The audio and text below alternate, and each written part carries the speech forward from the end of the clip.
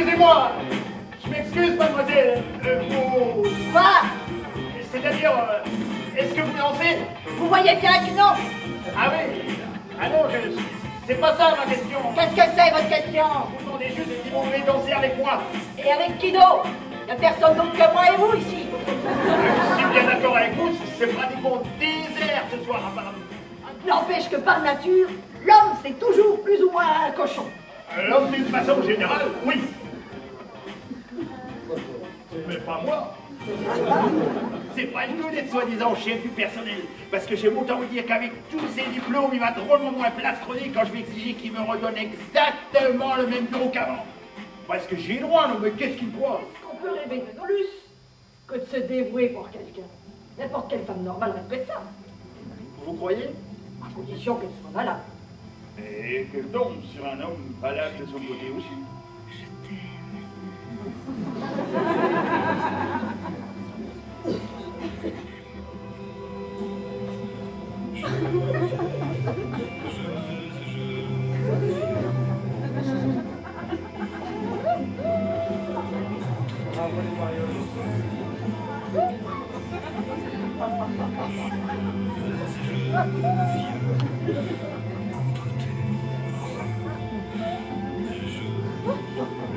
C'est pas mal comme musique pour nous, pour commencer.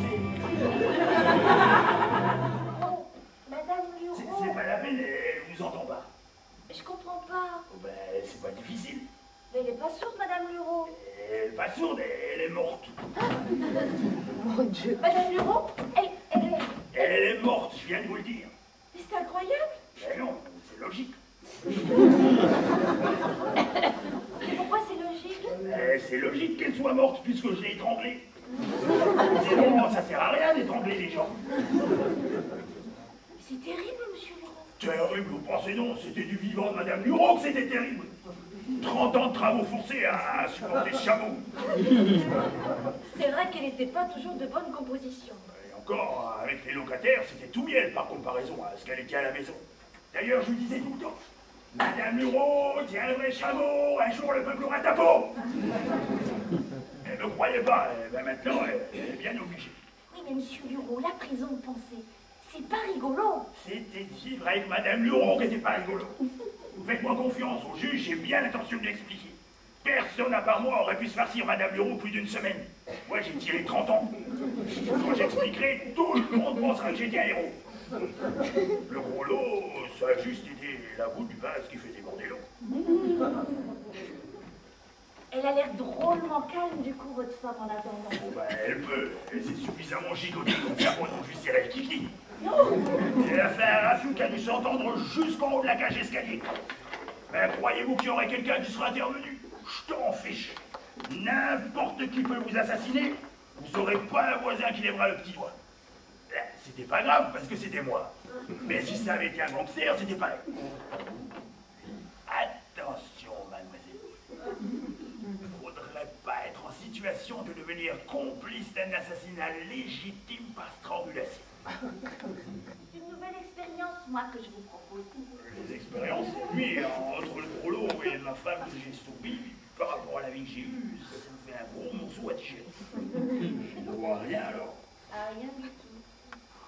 Oh ben, c'est bête ça alors. Oui, c'est vrai que c'est bête, ça. Surtout pour moi.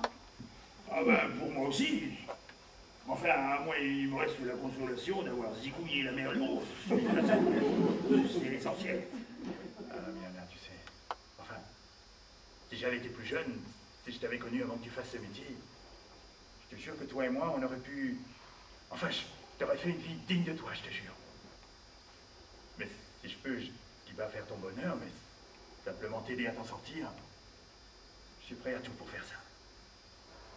Tu sais, ma femme est morte et j'ai eu seulement un fils. Et je rêvais d'une fille. Eh ben, ça va te paraître peut-être exagéré, mais ma fille, c'est un peu toi. Une fille adoptive d'une certaine manière. Après tout, pourquoi est-ce que toi et moi, on n'aurait pas le droit à ça aussi? En plus, je te jure, c'est vraiment parce que tu es une prostituée que toi et moi, ça nous est arrivé de coucher ensemble. Autrement, je te jure, jamais je t'aurais touché. Enfin bon, je regrette pas en même temps. Toi non plus. Non, je ne fais pas, inspecteur. Alors tu me branches ce François et tu dégages avec moi sur Massy, je peux pas être plus clair. Autrement, démerde pour te mouiller jusqu'à l'os. J'ai qu'à faire croire que tu m'as balancé François. Ça ne traînera pas avant que lui et ses copains ne fassent la peau. Je m'en fous.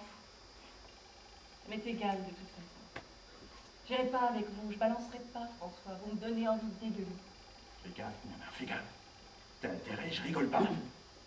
Ça m'est égal, je vais crever de toute façon. Qu'est-ce que ça veut dire? Ça veut dire que je vous emmerde. Mais on n'a pas pris de précaution, toi et moi. C'est vous qui n'avez pas voulu. C'est à toi de me prévenir, salope. Espèce de pute. À ce moment-là, je serai Connasse, par ta faute, je peux voir choper cette merde. c'est obligatoire de toute façon. Je te tuerai, Myrna, t'entends? Je te tuerai à coup sûr. Moi aussi, Roland. Je vous tuerai à coup sûr.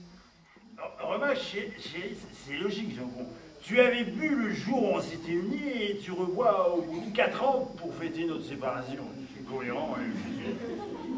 Et je dis bravo. Je te dis bravo, mon chéri. Merci, chérie. Oui, tu as raison. Une fois de plus, tu as raison. De quoi? Je sais plus. Mais j'en suis sûr et certain, c'est formidable. Tu dis, j'ai fini ton verre? Ah oui. Je redouce. Je pas fini.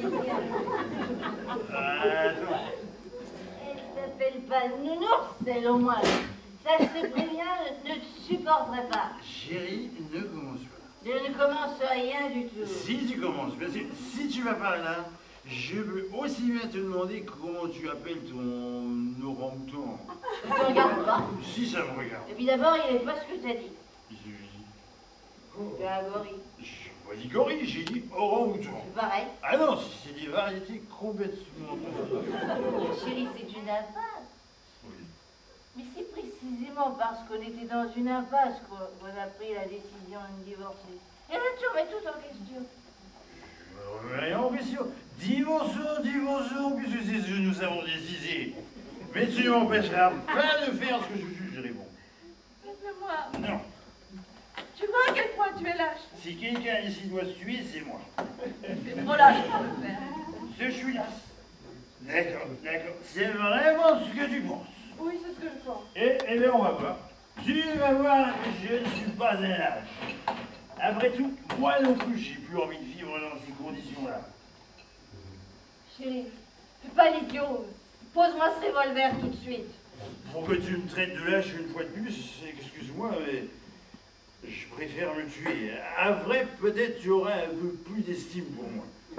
Lâche! Tu me pousses, hein? Mais non, mais lâche ce revolver, je me dis! Non, tu m'as poussé trop loin.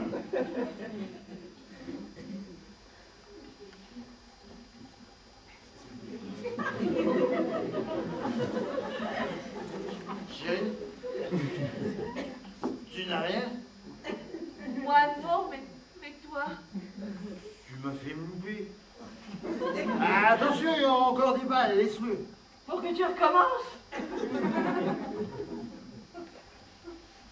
Qu'est-ce que tu fais? Je l'ai jeté dans l'aquarium comme ça. Tu voulais pas que je me tue? Non, je voulais pas.